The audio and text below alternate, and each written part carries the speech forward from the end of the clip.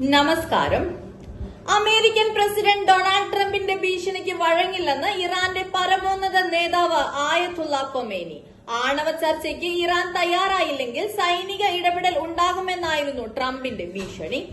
ഭീകര പ്രവർത്തനങ്ങളിൽ ഏർപ്പെടുന്നതിനു പകരം ജനങ്ങളുടെ നന്മയ്ക്കായി പ്രവർത്തിക്കുവാൻ ഇറാനോട് അമേരിക്കൻ വൈറ്റ് ഹൌസ് ആവശ്യപ്പെടുകയും ചെയ്തിരുന്നു. ആണവായുധ നിർമ്മാണത്തിന്റെ അവസാന ഘട്ടത്തിലാണ് ഇറാൻ എന്ന് ട്രംപ് കരുതുന്ന പശ്ചാത്തലത്തിലാണ് ഇറാന് അമേരിക്ക മുന്നറിയിപ്പ് നൽകിയിരുന്നത്.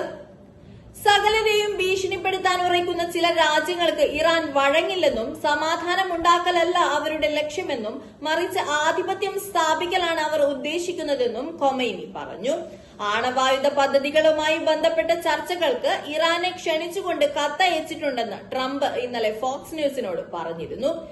എന്നാൽ അമേരിക്കയിൽ നിന്ന് ഇറാന് ഇത്തരമൊരു കത്ത് ലഭിച്ചിട്ടില്ലെന്നാണ് ഖൊമേനിയുടെ വിശദീകരണം. ഭീഷണിയുടെ സ്വരത്തിലുള്ള ഒരു ചർച്ചയ്ക്കും ഇറാനെ ക്ഷണിക്കേണ്ടതില്ലെന്നാണ് ഇറാന്റെ മറുപടി. അമേരിക്കൻ താൽപര്യങ്ങൾ ഇറാനിൽ അടിച്ചേൽപ്പിക്കുവാൻ ശ്രമിക്കേണ്ട.